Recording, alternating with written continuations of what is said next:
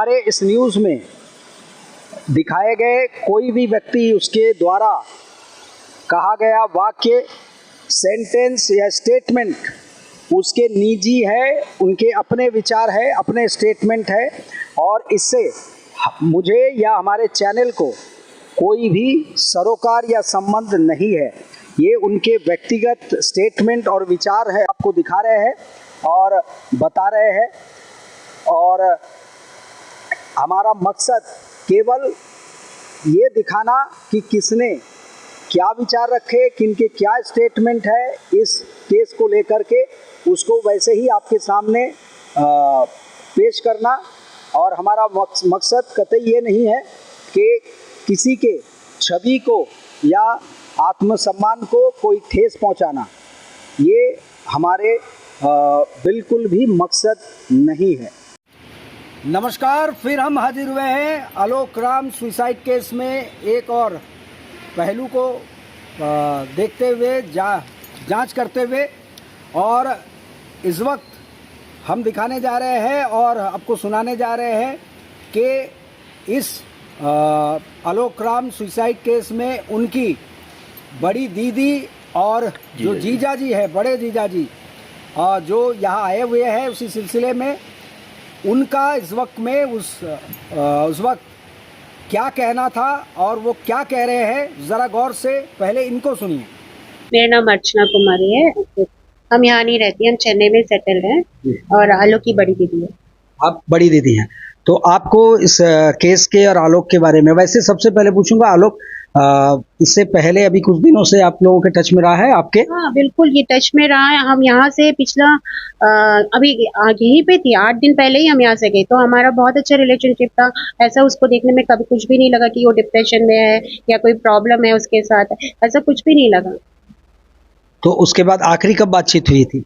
आखिरी मेरा सैटरडे बात हुआ था। ये आज क्या है, ये वेडनेसडे है, तो लास्ट सैटरडे, मंडे उसका डेथ हुआ, सैटरडे मेरा बात हुआ था। वो भी ऐसे ऑफिशियली बात हुआ था, कुछ काम था तो बोल के अच्छे से रख दे, बोला मंडे दीदी हम कॉल करेगा और हम काम कर देगा। तो मंडे और मेरे हस्बैंड से मंडे उसका बात हुआ था, लास्ट दिन 11:30 उसका बात हुआ था, क्योंकि 1 तारीख को कोर्ट खुलता है, तो उसने पूछा कि आपका सब कुछ ठीक है, कहते कोर्ट के बारे में आपका एडवोकेट से कंफर्मेशन हो चुका है, तो वो बोला कि हाँ सब रेडी हो गया, सब ठीक है, 1 तारीख हम लोग फाइल करेंगे केस।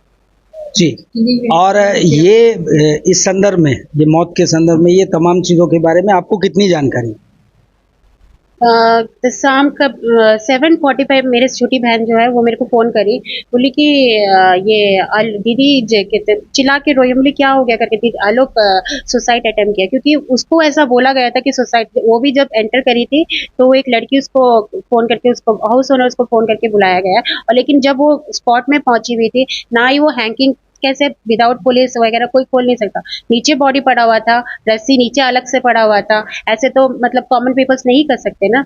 और सब जगह का दरवाजा खुला हुआ था, पीछे भी शायद एंट्री एग्जिट है वो भी खुला हुआ था, सामने का खुला हुआ था, खिड़की खुला हुआ था पीछे का। अब जो है, आप लोग क्या समझ रहे हैं इसको देख के और क्या चाह रहे हैं इस वक्त में पुलिस से, प्रशासन से? नहीं, कहते 5-10 मिनट के लिए मुझे भी लगा था कि शायद ये कितने सुसाइड अटेम्प्ट हो सकता है, लेकिन जब हम उसका फुल सीसीटीवी कैमरा पूरा उसका पूरा दिन का इंटायर जो एक्टिविटी उसको हम देखे, वो पूरा ये कर रहा है अपना, शाम को 5 बजे सारे स्टाफ्स को बुला के कुछ पेमेंट कर रहा था, तो उसे लग रहा था कि वो सैलरी पेमेंट ही होगा, मतलब बाकी सबको इंस्ट्रक्शन भी देके गया था। तो अभी सुबह जो एक लास्ट स्टाफ से जैसे जाने से पहले तो बात किया था, तो हम उससे पूछे कि क्या तुमसे लास्ट क्या कहते बात हुआ था, तो उसने कहा कि कहते कल सुबह इंटरव्यू है, 8:45 का इंटरव्यू है, तुम जल्दी आ जाओ। चाबी भी उसके हाथ में दिया, हम भी जल्दी आ जाएगा। स्टाफ रिक्रूटमेंट रखा था शायद उसका अगला दिन, ट्यूसडे स्टाफ रिक्रूटमेंट रखा था, तो उसको बोला कि आप जल्दी आ जाओ करके, तो वो बोला कि मैडम हम बोल के हाँ हम 8:45 तक आ जाएगा। तो ऐसे इंसान कैसे कर सकते हैं? इनफैक्ट मेरी बहन ये इंसिडेंट इन बिटवीन 6:40 से लेकर 7 के बीच में कुछ हुआ है। कहते मेरी छोटी बहन उसको 6:30 उसको कॉल करी थी, उसका फोन वो पिक किया, सारा उसको रिस्पॉन्स किया, फिर उसके बाद मतलब वो बोला कि थोड़ा बिजी है, मैं आपको बाद में करता, तो वो 6:40 वो नहीं किया, 6:45 ये करती है फोन, तो उठाया नहीं फोन। और 6:50 में उसको हाउस ओनर का नीचे से फोन आता है कि जल्दी आ जाओ, आलोक कुछ अटेम्प्ट किया है। तो विद इन 5 मिनट्स उसका घर गोलघर में है, वो 5 मिनट में पहुंच गए। जब पहुंच के देखती है कि वो कहते हैं ऐसा बोला गया है कि ये हैंगिंग है, और वो हैंगिंग वाला ऊपर लटके रहेगा ना, कोई आके हाउस ओनर तो नहीं उतारेगा उसको। हाँ, वो नीचे पड़ा हुआ था और उसका गला का रस्सी भी खोला गया था। वो कैसे कोई अनकॉमन पीपल्स आके रस्सी इसको खोल के नीचे लटका के रखे? रस्सी, गले के रस्सी खुले हुए। हाँ, खुला हुआ था, गले में रस्सी नहीं था, ऊपर से कटा हुआ था, जो मतलब हैंग किया वाला रस्सी ऊपर से कटा हुआ था, आलोक नीचे पड़ा हुआ था। और जब उसको देखा गया था हल्का सा उसका मतलब कॉन्शियस अनकॉन्शियस था, पता नहीं ब्रीथ था नहीं था, वो सब नहीं मालूम। अब आखिरकार आप लोग इस वक्त परिवार क्या चाह रहे हैं? नहीं, ये तो एकदम कहते, ये तो लगता ही नहीं है कि कोई तरफ से ये मतलब सुसाइड अटेम्प्ट है। जो लड़का इतना एक्टिविटी कर रहा है, यदि आप डिप्रेशन में, आप थोड़ी ना स्टाफ को बुला के आप पूरा एक्टिविटी करवाएंगे, आप पेमेंट देंगे, ये सब करेंगे। उसको दुनिया से जाना उसको मतलब ही नहीं है। उसको लगेगा कि थोड़ी ना कि छोड़ो, अब तो मेरा कोई रिश्ता ही नहीं है दुनिया से, वो ऐसा काम क्यों करेगा? वो सारा अपना रिस्पॉन्सिबिलिटी हो किया। मम्मी को 3:30 मम्मी इसको कॉल करी, सारा मेडिकल पेपर वगैरह इसको कलेक्ट करके हम लोग को ऐसे SHO ऑफिस में सबमिट करना था, वो सब रेडी किया। केस के लिए सारा रेडी किया पूरा, मतलब 3:30 के आसपास वो बर्डलाइन स्कूल है, उसका प्ले स्कूल है, वहाँ में भी जाके पूरा कहते जितना सारा रिस्पॉन्सिबिलिटी था वो कंप्लीट करके आया। हाँ, और उसके बाद यहाँ पे आके भी जो भी उसको पेमेंट वगैरह करना था, इनफैक्ट आके और मेन आके CCTV कैमरा के साथ प्ले किया गया, उसको उसको पहले हैंग किया गया, फिर उसके बाद ऑफ किया गया। यदि आप डायरेक्ट जाके ऑफ करेंगे तो जो ऑफ करने वाला आदमी वो कवर होएगा कैमरा में, लेकिन उसको कुछ टेक्निकली उसको मतलब उसको गिरा DVR को गिराया गया है, क्या किया पता नहीं है, उसको स्टक किया गया, फिर उसके बाद ऑफ किया गया। जी। जब DVR स्टक होता है तो उसके लिए एटलीस्ट 1 मिनट 2 मिनट्स लगता है वो ऑफ होने के लिए, तो इमीडिएटली वो ऑफ नहीं होता है। बिल्कुल। हाँ जी, हमें कोर्ट ऑर्डर मिला था नेक्स्ट ये मंथ 12 तक, लेकिन और कोर्ट ऑर्डर इशू हो कहते हैं, ऑर्डर डिस्प्यूट ऑर्डर हुआ था 29 अप्रैल को, और कोर्ट ऑर्डर में ये लिखा हुआ था मई जून 12 तक पुलिस को है टाइम, उतना दिन के अंदर आप दोनों पार्टी के कॉपरेशन से वो अंदर घुसाया जाए। लेकिन पुलिस हम लोग को 2 दिन का भी टाइम नहीं दिया इमीडिएटली आके, बल्कि हम तो बाहर में रहते हैं। हम जिस दिन लैंड हुई, मेरा 5 o'clock का वहाँ से चेन्नई से फ्लाइट था, 9 o'clock हम यहाँ लैंड हो गए। हम गए किताबरेड्डी स्टेशन, वहाँ पे हम बोले कि सर आप एटलीस्ट हमारा ये फैमिली इशू है, आप मेरे को आज इवनिंग तक का टाइम दे दो। लेकिन मेरे को इवनिंग तक का भी टाइम नहीं दिया गया, इंस्टेंट मेरे को बोला गया कि आप आज शाम को स्टे ऑर्डर लेके आ जाएगी तो हम क्या करेगा करके। स्टे ऑर्डर हम कहाँ से लेके आएंगे? उसको भी मालूम है कि ये महीना पूरा लीव है, कोर्ट है ही नहीं। हाँ, मतलब इतना फोर्स किया गया, उतना ही नहीं बल्कि वो पूरा डिस्ट्रॉय करने के लिए, वहां से उस तरफ से डिस्ट्रॉय करने के लिए ओवर इन्फ्लुएंस करके, मतलब ओवर अपना करके पुलिस अपना इस तरह किया गया। और पूरा 3 दिन पूरा पुलिस 25 से 30 पुलिस मेरे घर के सामने था। ऐसा क्या हुआ था भाई? ऐसा तो कुछ नहीं होता पुलिस से। और आलोक राम को 3 दिन पूरा पुलिस स्टेशन में रखा गया। जब मेरे को ये बात पता चला, जब हम मम्मी को फोन करी, आलोक है, आलोक घर में रहता नहीं है, जब हम मम्मी को फोन करी कि कहते हैं पुलिस स्टेशन का हम नंबर ले, आलोक को क्यों बिठा के रखे, ऐसा तो कोई कंप्लेन नहीं है, उसको सिर्फ एंट्री एक्सेस दिया जाएगा करके। तब हम पुलिस स्टेशन हम डायरेक्ट फोन करें, सर आप ऐसा नहीं कर सकते करके, आप मेरा भाई को रिलीज करिए करके। उसको सुबह उठा के यहाँ से लेके जाता था, 8 बजे लेके जाता था, रात को 11, 12 बजे, 1 बजे, 2 बजे वहीं बिठा के रखते थे। हाँ, तो फिर मैंने SHO विशाल को फोन किया, सर आप ऐसा नहीं कर सकते, आपको कोई इस तरह पावर नहीं है कि आप उसको होल्ड करके रखो। तो वो बोले ठीक है, हम आपको भाई को तो छोड़ देगा, लेकिन उसके बदले में हम बाहर में पुलिस रखेगा। ऐसा क्या हो गया कि हम क्या ये घर के लिए हम भाग जाएंगे? हम यहाँ के लोकल है, ऐसा क्या हो गया? तो हम बोले आपको जो करना है आप करिए, मेरा भाई को छोड़ दीजिए। उसके बाद वो इमीडिएटली हाफ एन आवर में छोड़ दिया। लेकिन जब हम 9 o'clock यहाँ पहुंची तो 2 पुलिस मेरे घर के सामने बैठा हुआ, पूरा रात ड्यूटी किया उसने। ऐसे क्यों वो लड़का भाग जाएगा यहाँ से? ऐसा क्यों हैरेसमेंट किया गया? और अभी भी हम लोग ने कंप्लेन दिया, हमने सस्पेक्ट का नाम क्लियरली बोला है, लेकिन उसका ऊपर कोई भी इंक्वायरी नहीं गया। उनका फोन डाटा भी अभी तक कलेक्ट नहीं हुआ गया, फोन भी नहीं लिया गया। जबकि हाँ, वो कहते हैं ये हम दोनों बैंगलोर के, हम दोनों के कृष्णगिरी के हैं, हम यहाँ रहते भी नहीं है। हम सिर्फ मेरा विजिट आके जब आलोक का शादी हुआ था 2018 में वो एक बार हुआ था, और उसके बाद घर में पहला दीपावली था तो मम्मी मेरे को फोन करके बताई पहला शादी है आओ करके। वो पहला दीपावली का समय 1 हफ्ता मुश्किल से हम रह गए थे। उसके बाद 2020 में नहीं आए, 2021 में प्रॉब्लम हुआ, उस फोन करने से ही आई, और उसके बाद अभी 2024 में हम आके गए। पूरा 5 साल में मेरे 3 ही एक बार शादी में आई, उसके बाद वो बीच में 21 जब प्रॉब्लम हुआ वो भी बुलाया गया मेरे को इसलिए आई, वरना ऐसे हम विजिट नहीं करते क्योंकि मम्मी लोग ही वहाँ आ जाते हैं। हाँ, उसमें मेरे और मेरे हस्बैंड के ऊपर कंप्लेन लिखाया गया कि डोमेस्टिक वायलेंस डॉरी पूछते हैं। मेरे हस्बैंड को हिंदी तक भी नहीं आता, लेकिन वो उससे डॉरी पूछा हुआ है। बगल वाला आदमी आके ये स्टेटमेंट में लिखता है ये अर्चना कुमारी आके उसके ऊपर टॉर्चर करती है। हाँ, बल्कि हम यहाँ रह ही नहीं है, उसके ऊपर क्या टॉर्चर करेगी। हम उसको मारते पीटते हैं और सभी के ऊपर, हमारे परिवार में जितने ये निशा रानी ने कंप्लेन लिखा है, ये सभी के ऊपर, हमारे फैमिली में कोई भी नहीं बचा, इंक्लूडिंग मेरा हस्बैंड भी नहीं बचा, बल्कि उसको हिंदी नहीं आता आज तक। ये 5 साल में हाय हेलो से ज्यादा उसको कुछ बोला भी नहीं। उसके ऊपर भी कहते डॉरी का केसेस लगाया गया, 490 डॉरी वगैरह लगाया गया। माई है जिनके बारे में अभी कहा जा रहा है, उनसे जानेंगे कि अब आपका अगला कदम परिवार की ओर से आप लोग क्या उठाएंगे। Next step what you want. हम अभी मार्चर में देखा बॉडी, और बॉडी में चोट लगा। वो इंसान में थ्रेड में नहीं है, एक शू का लेसर तरफ से निशानी है, तो सब कुछ मर्डर है। इसलिए हम पोस्टमार्टम करके रुक दिया बॉडी। हम अभी मेरा एडवोकेट से बात करा, वो बोला अभी बॉडी रखने के लिए पोस्टमार्टम रिपोर्ट कब आएगा, सपोज सुसाइड हम देखेगा, दूसरा मतलब हम दूसरा टीम रखना है पोस्टमार्टम के लिए, वो मेनलैंड से ले लिया, इधर नहीं है, हम कोर्ट डायरेक्शन ले सकता है। अभी बॉडी दे दिएगा फिर से पोस्टमार्टम नहीं कर सकता, कुछ भी है वो दूसरा कार्रवाई नहीं कर सकता। अभी कार्रवाई के लिए हम बॉडी रखना है, 2 दिन में 3 दिन में उनको कुछ न्याय चाहिए। उनको कुछ पैसा का प्रॉब्लम नहीं है, अच्छा चल रहा है। उनको दूसरा बीवी अभी केस चल रहा है, उनका बीवी निशा 2 साल में केस चल रहा है, अभी आज का प्रॉब्लम नहीं। सो उनका भी अभी 2 साल चल रहा, मतलब उनका भी फीमेल के प्रॉब्लम नहीं है, पैसा का प्रॉब्लम नहीं है। कुछ कौन उनका एनिमी मालूम नहीं है, वो सडनली ऐसे हो गया। हमको 100% मर्डर है ऐसे देख रहा है, इसलिए स्टॉप करके रखा।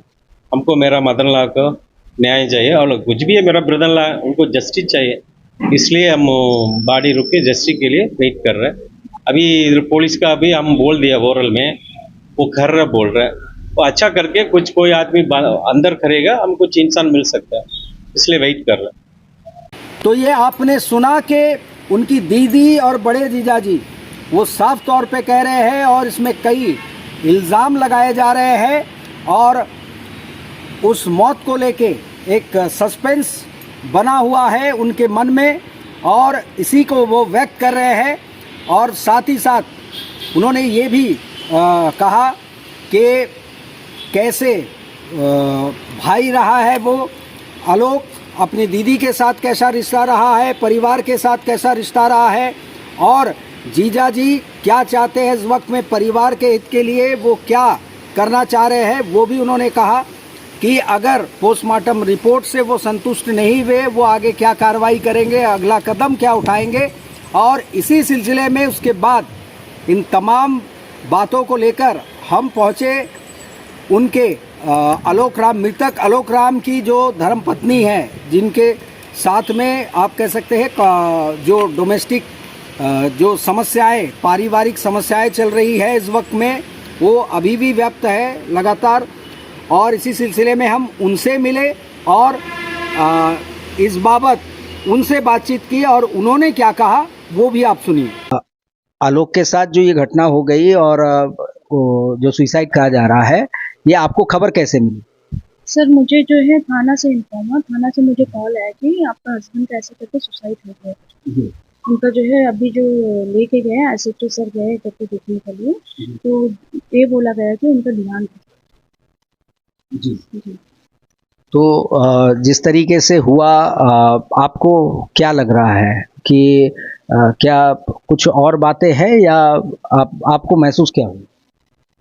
सर इसमें तो मुझे भी इतना, क्योंकि मेरा जो है 3 साल से जब से वहाँ से मैं निकली हूँ, मेरा उनसे ना कांटेक्ट है, ना उनसे कुछ बातचीत है, उनका फैमिली से कुछ बातचीत नहीं।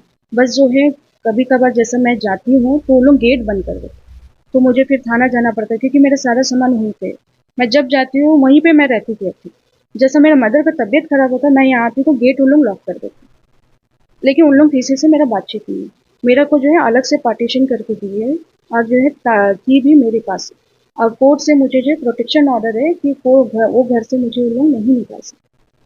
उसके बावजूद भी वो लोग जब भी मैं जाती हूँ गेट लॉक कर देते और घर जी। और आपको आपने कहा प्रोटेक्शन ऑर्डर है, कोर्ट जाने की नौबत क्यों आई है? क्योंकि 2 साल पहले सर ये पूरे फैमिली ने मुझे मिलके मारा था। इतना मारा सर कि मुझे 3 डेज़ के बाद मुझे चक्कर आने लगा। पूरा इंजरी हुआ था सर, फेस उसमें फुल बॉडी में मुझे जो है ब्लड जम गया था, फुल इंजरी हुआ था। 3 डेज़ के बाद मुझे जो एक गर्दन में यहाँ पे जब मारा गया था उसके वजह से मुझे चक्कर आना शुरू हुआ। तब मैं जीएपीएन में गई दिखाई तो मुझे फिर एडमिट किया। कितने दिनों तक एडमिट किया? मैं सर 4-5 डेज़ सर, मुझे इतना याद नहीं है पेपर में। तो आप लोगों के जो संबंध है, मतलब पति पत्नी वाला रिश्ता था, वो कैसे सर शादी के बाद से ही जो है उनका जो अफेयर मैं कंटिन्यू पकड़ती गई। कभी ऑफिस के स्टाफ का संग, कभी फ़ोन में सर। मेरे घर पे जो है बेडरूम में लड़की को लेके आया था। उनके पेरेंट्स, उनके फैमिली को मैंने बोला, फैमिली उनको सपोर्ट किया। सपोर्ट करने के बाद मिल के जो है मुझे मारे। उनको बस मेरा फ़ोन में जो है वीडियो था, जो लड़की को लेके आया था। उनका एक ही था, मुझे मार के वो वीडियो जो है लेना। बस मुझे जब मारे उसने फ़ोन छीना, देन नाइफ तक उठाया। ये आपने कंप्लेन दी थी क्या? जी सर, मैंने कंप्लेन दिया था सर। कंप्लेन मैंने दिया तो इंक्वायरी होने के बाद उनके ऊपर 498 रजिस्टर हुआ सर और आलोक राम जो है अरेस्ट हुए। अच्छा, अरेस्ट भी हुए थे। और इसके बाद क्या हुआ? इसके बाद तो सर कंटिन्यू कोर्ट में जो हो रहा है सर, केसेस चल रहा है, जो प्रोटेक्शन ऑर्डर के इन लोगों का एक ही चीज़ है, कैसे भी करके मेरा जो हम जो वहाँ पे रह रही है प्रोटेक्शन ऑर्डर इन लोग हटाना है। बस यही कंटिन्यू चल रहा है सर। और जो थाना में जो है सर, मैं जब आती हूँ घर में रहने के लिए, बाहर का 2 गेट है सर, एक बाहर रोड के साइड है, एक एंट्रेंस में। जब आती है ताला लॉक कर देते हैं, तो मुझे मजबूरन जो है थाना में जो है कंप्लेंट देना पड़ता है। तो थाना से जब कॉल आता है तो आलोक राम जाते हैं बराबर, कभी जाएंगे सर, कभी नहीं जाएंगे, नहीं तो फ़ोन ही नहीं उठाएंगे सर, फ़ोन ऑफ कर देते। और जब जाते हैं तो बोलेंगे ठीक है कल खोल देंगे, लेकिन डोर वगैरह कुछ जो है वो लोग नहीं खोलते सर। फिर लास्ट सर मैं 2 मंथ 1 मंथ होता है सर, मुझे याद नहीं। जब मैं वहाँ पे गई तो देखी कि जो साइट हम जो एक साइट में रह रही है, वहाँ पे जो डोर था वो फुल डोर को निकाल के वहाँ पे दीवार बांधी। तो ये चीज़ फिर मैंने कोर्ट में डाला। कोर्ट में डालने के बाद फिर वहाँ से जो है हाई कोर्ट में भी डाले सर, फिर नीचे जो कोर्ट है उसमें भी डाले। तो वहाँ पे जज जो है सर को यहाँ पे एसएचओ सर को डायरेक्शन दिए करके, मैम जहाँ रह रही है करके वहाँ पे उनको अंदर करने के लिए। तो जब सर गए तो उन लोग बोल रहे कि ये नीचे रेंटेड में रहती है। रेंटेड में मैं कभी नहीं रहती सर, बल्कि वहाँ पे पुलिस वाले अगल बगल जो इंक्वायरी करे, वो इंक्वायरी से ये भी वो लोग बोले कि ये मैम जो है फर्स्ट फ्लोर में ही रहती है, कभी नीचे नहीं होती, नीचे रेंटेड रूम। फिर उसके बाद मुझे अपना रूम जो पोजीशन जो है सर ने दिला दिया, दिला के फिर मैं वहाँ से निकल गई। फिर उसके बाद दूसरा दिन मैं फिर गई, गेट में लॉक कर दिया। फिर मैं गई, फिर लॉक कर सर। फिर मैंने जो है फिर मैंने अपने वकील को बताया, तो वकील ने बोला ठीक है करके कोर्ट खुल गए, तो फिर हमने कोर्ट में गए। जी। वैसे इस वक्त में जो दुखद घटना घटी है आज, और मृतक के परिवार जो है ना, आपके ससुराल वाले, इसको दूसरे नज़र से देख रहे हैं और कई इल्ज़ाम है, तो कुछ लोगों पे वो लगा रहे हैं। तो आपको क्या लगता है कि जो आलोक राम आपके हस्बैंड, जो वो क्या कोई टेंशन में थे? आपने कभी ऑब्जर्व किया? नो सर, वो टेंशन में तो नहीं थे। टेंशन में रहने से सर उनका एक अफेयर चल रहा है। जब भी मैं बाहर जाती हूँ या कहीं भी, मुझे सब, मैं नाम लेना नहीं चाहती, सब जगह से मुझे ये पता चलता है कि वो लड़की के संग अफेयर चले, उनको लेके घूम रहे। जस्ट 25 ये मंथ 25 को मेरे फैमिली मेम्बर ने उनको देखा कि वो लंच के लिए होटल में वो लड़की को लेके आए। वो लड़की हंस रही है, लेकिन मेरा जो हस्बैंड है वो मेरे फैमिली को देख के शॉक हो गया कि मेरे फैमिली मेम्बर उनको देख लिए। डिप्रेशन में रहता तो सर कहाँ लड़की लेके गई है, जब देखो उनको लेके घूमते रहते हैं। और मेरा कोई कांटेक्ट नहीं था सर उससे। आपको क्या लगता है, ये आत्महत्या है जैसे परिवार वाले बोल रहे हैं? आपको क्या लगता है कि कोई और वजह भी हो सकती है? मुझे सर मुझे तो नहीं पता सर, क्योंकि मुझे तो बातचीत मेरा तो है नहीं। डिप्रेशन में तो सर मैं 100% बोल रही हूँ कि डिप्रेशन में वो था ही नहीं। और ये जो लड़की है, मुझे भी ऐसा सुनने में मिला, फुटेज मैंने भी देखा है कि वो ऊपर से पहले उतरा, फिर उसके बाद वो रिटर्न जा रहा है सर, रस्सी लेके जा रहा है। उसके बाद थोड़ी देर बाद स्नेहा जो है भाग के फ़ोन में बात करके भाग के फटाफट सीढ़ी चढ़ गई। फिर उसके फुटेज हमने भी देखा, लेकिन हाथ में कोई लंबी सी चीज थी, लेकिन वो पता नहीं चल पा रहा था कि वो है क्या। जी सर, वो रस्सी था सर, क्योंकि मुझे भी थाना से जो है पता चला सर, वही रस्सी में जो है उसने सुसाइड किया। तो मुझे सुसाइड लग रहा है, उसके अलावा तो सर मुझे उसका नहीं आइडिया नहीं कुछ। तो ये आपने वहाँ परिवार को भी सुना और यहाँ उनकी पत्नी, जिनसे इस वक्त में नाराज़गी, लड़ाई या कह लीजिए डोमेस्टिक वायलेंस जो है, जो इल्ज़ाम वो लगा रही है, वो चल रहा है, कह रही है। तो और उनके बाबत आलोक राम से जुड़ी हुई जानकारी भी उन्होंने दी कि वो कैसा था या नहीं था, वो तमाम चीज़ें उन्होंने सामने रखी है। अब हम आपसे गुजारिश करेंगे, दर्शकों से, व्यूअर्स से, कि आप चलते चलते इसे देखने के बाद आप कमेंट्स बॉक्स में ज़रूर बताइएगा कि आपको क्या लगता है, ये दरअसल मामला क्या है।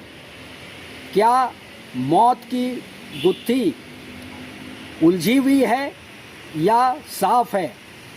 हम उम्मीद करेंगे कि आप ज़्यादा से ज़्यादा कमेंट्स में हमें बताएंगे कि आपकी राय क्या है, जनता की राय क्या है, और वहाँ जो है इन्वेस्टिगेशन एजेंसियाँ अपना काम कर रही है और हमारी सबकी नज़र उस पर बनी हुई है और उनकी तरफ लगातार हम देख रहे हैं। और अधिक अपडेट के लिए आप हमारे साथ बने रहिए। इसके बाद हम और तफ्तीश के बाद, जानकारी के बाद आपसे फिर मुलाकात करेंगे। तब तक के लिए मैं अनूप दत्ता, न्यूज़ संघर्ष आज तक।